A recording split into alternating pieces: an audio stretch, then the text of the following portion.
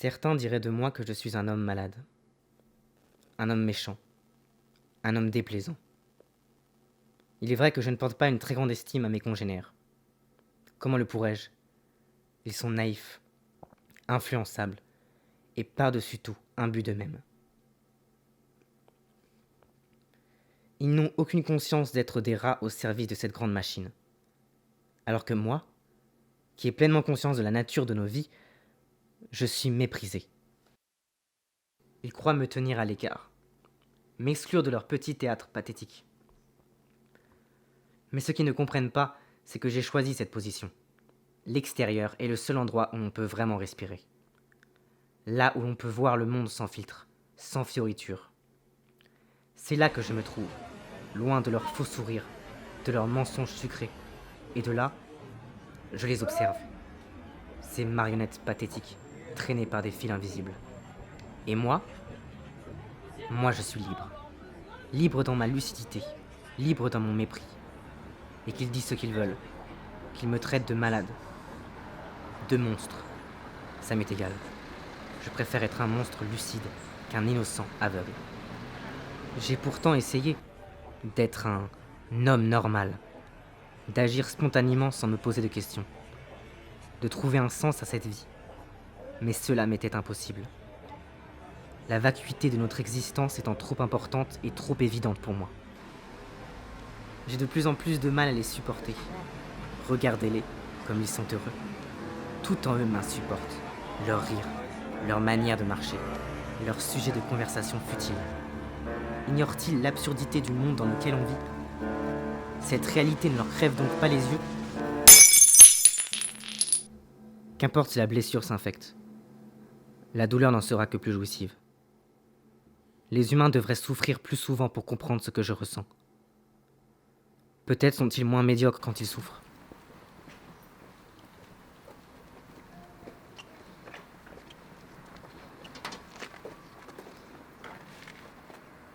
Au milieu de cette morne médiocrité, j'avais enfin trouvé une étincelle de vie. Quelque chose qui me permettrait d'aller au bout de ce mépris pour ce monde et ses habitants. Je ne crois ni au bien, ni au mal. Mais si je venais à les terroriser en faisant le mal, je verrais dans leurs yeux cette peur sacrée de la mort, celle qui les pousse désespérément à s'accrocher à leur existence misérable.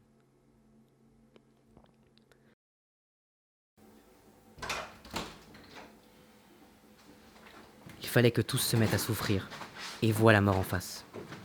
Tel était mon nouveau divertissement.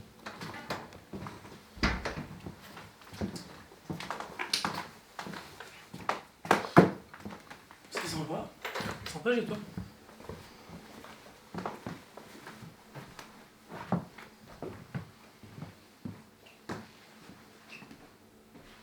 Puis, t'habites près du bureau? C'est cool. Ça doit être pratique.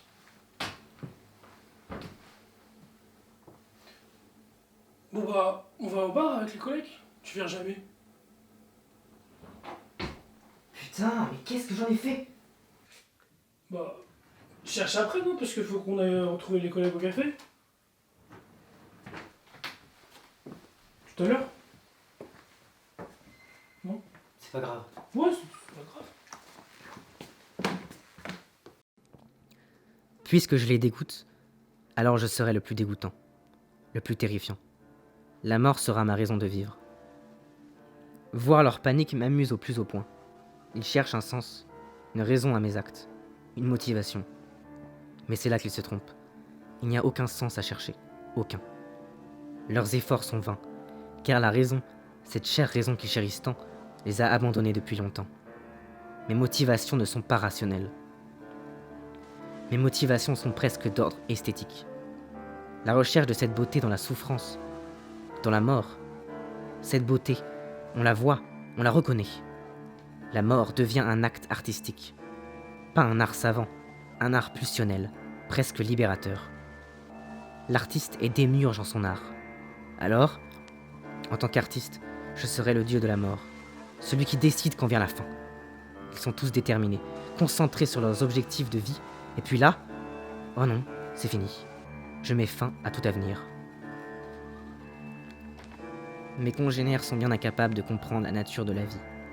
Mais c'est finalement face à la mort qu'ils sont les plus amusants. En effet, face à la mort et à l'horreur, ils montrent leur vrai visage. Les postures s'effondrent. Il n'y a plus que la vérité. Cette terrible amie qu'est la vérité. Cette beauté au cœur de l'horreur, c'est cette vérité. Alors oui, mes actes sont sales, dégueulasses même. Ils le sont pour une autre raison. Certes, ces expérimentations furent amusantes, mais elles m'ont abêti. J'étais devenu trop proche d'eux, presque persuadé que la mort était le sens de la vie. Comme eux, je remplissais la vacuité de l'existence par ces actes. Il fallait donc en finir.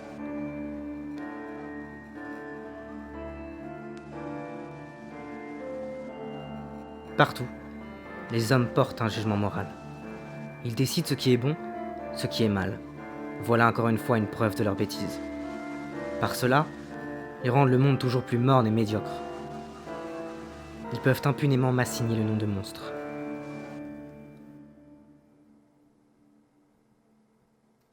J'aimerais qu'ils se rendent compte que cela n'a pas de sens de m'appeler ainsi. Que nous sommes tous des monstres. Que finalement, le meurtre est aussi futile que leur projet de vacances. Quand leurs illusions s'effaceront, ils verront alors, et dans l'horreur, il faudra saisir la beauté.